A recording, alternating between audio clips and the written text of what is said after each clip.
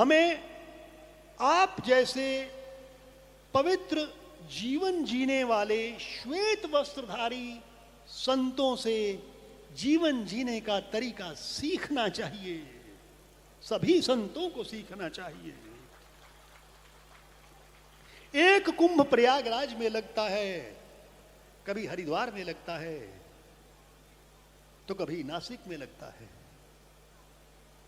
और एक कुंभ आज आशा बहन जी ने, वीणा बहन जी ने, कानन बहन जी ने, यहां पर रामनाथ भाई जी ने यहां पर अरेंज किया। और साहब कुंभ में सारे संत हमारे सामने बैठे हैं श्वेत वस्त्रों में। ये हमारे लिए बहुत बड़े सौभाग्य की बात है, सौभाग्य की बात है। आप देख रहे हैं हमें एक ये वस्त्र दिया गया है।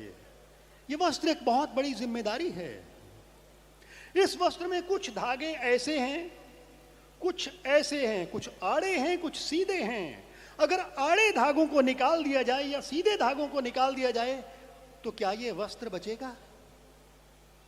नहीं बचेगा, केवल धागे रह जाएंगे। एक समवाय संबंध है। किसका? किसके साथ? आत्मा का परमात्मा के साथ। आत्मा का परमात्मा के साथ संबंध तभी हो सकता है जब अहंकार को त्याग दिया जाए। मैं बड़ा, तू छोटा, मैं श्रेष्ठ, तू श्रेष्ठ नहीं। संतों में भी ऐसा ही है। पद की लालसा है, धन की लालसा है। जो धन ज्यादा देगा वो मेरा करीबी शिष्य है, जो कम धन देगा वो पीछे बैठेगा। भारतवर्ष के मंदिरों की भी यही हालत है। जो 5100 रुपये या 11,000 या 21,000 देगा उसे वीवीआईपी दर्शन कराए जाएंगे पीछे के दरबार से, दरवाजे से। और जो कम पैसे देगा वो बाहर दर्शन करेगा। क्या भगवान ऐसे दर्शन देते हैं? पिता के लिए सभी संतानें तो बराबर होती है ना, अलग अलग तो नहीं होती। तो ऐसे दर्शनों का क्या लाभ? ऐसे धन का क्या लाभ? धन छोड़कर व्यक्ति, पद छोड़कर व्यक्ति संन्यास लेता है, संत बनता है। सन्यासी शब्द समन्यासी, न्यासी माने ट्रस्टी, ट्रस्टी माने केयर टेकर, सम माने बराबर, बराबर का केयर टेकर जो सबको बराबर दृष्टि से देखे। संत सम अंत, हर चीज के दो सिरे होते हैं। सुख दुख, गर्मी सर्दी, शोक हर्ष, मान अपमान, यश अपयश, इन दो सिरों के जो बीच में आ जाता है, संतुलित हो जाता है, वो होता है संत।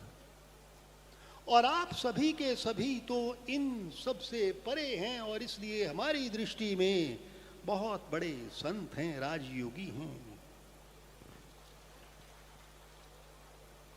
आप संतों के बीच में हम अपने आप को पाकर बड़ा धन्य समझते हैं।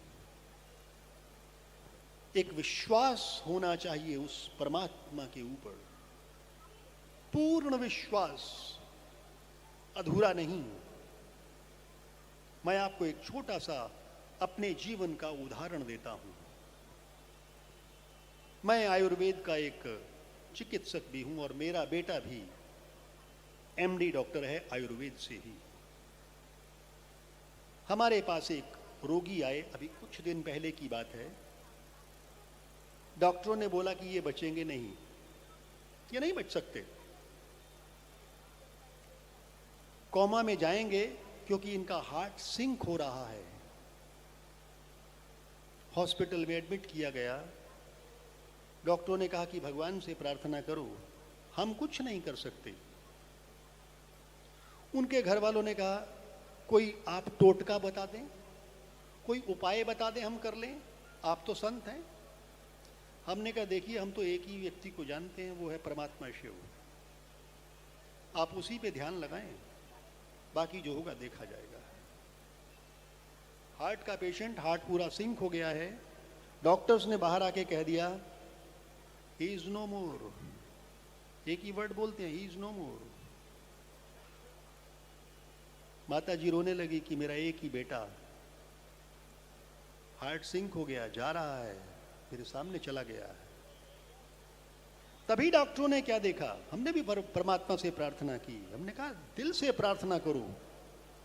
हमारी एक बहन जी हैं, राजयोगिनी हैं, हमने उन्हें भी कहा, मैं कहा बहन जी हमारी प्रार्थना हो सकता है थोड़ी कमी रह गई हो, आप तो पूर्ण विश्वास के साथ प्रार्थना करती हैं। उन्होंने भी प्रार्थना की, सामूहिक प्रार्थना हुई। अचानक देखते क्या है डॉक्टर, खुशी के मारे हार्ट बीट का ग्राफ चलने लगा, पेशेंट वापस आ गया, जीवित बेटा। किस वजह से? उस परमात्मा शिव की कृपा से। विश्वास पूर्ण होना चाहिए, अधूरा विश्वास नहीं चलेगा। अंतिम बात, आपने देखा यहां लिखा है स्वर्णिम भारत का निर्माण। स्वर्ण, स्वर्ण कहते हैं सोने को। 2 करोड़ साल पुराना सोना हो और आज के बाजार से खरीदा हुआ सोना हो, दोनों का रेट, दोनों की कीमत बराबर होती है। क्यों?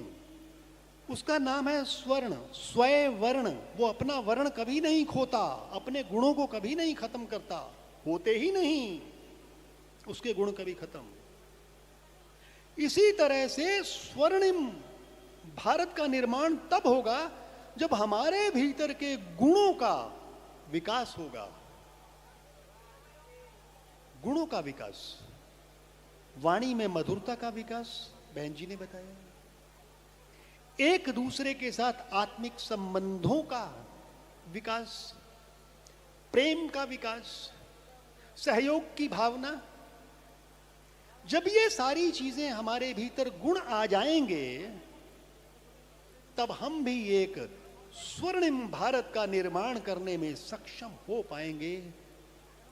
ये तभी होगा जब सभी एक झंडे के नीचे आ जाएं। और वह झंडा कौन सा है? आध्यात्म का झंडा, जिसे प्रजापिता ब्रह्मा कुमारी विश्वविद्यालय ने उठा रखा है। सभी संतों को, सभी लोगों को उस झंडे के नीचे आना होगा। एक बार फिर से आप सभी के भीतर बैठी हुई आत्मा को और उस परमात्मा शिव की आप जैसी पवित्र संतानों को मेरा प्रणाम स्वीकार हो, प्रणाम स्वीकार करें। बहुत बहुत धन्यवाद। एक बार फिर कहेंगे ओम शांति, ओम शांति, ओम शांति, ओम शांति। मेरा बाबा, तेरा बाबा, इनका बाबा, सबका बाबा। क्योंकि बाबा तो सब पे प्रेम बराबर बरसाता है, लेने वाला ले या ना ले। सुगंध चल रही है, नाक बंद कर लेंगे तो कोई फर्क नहीं पड़ेगा बाबा को।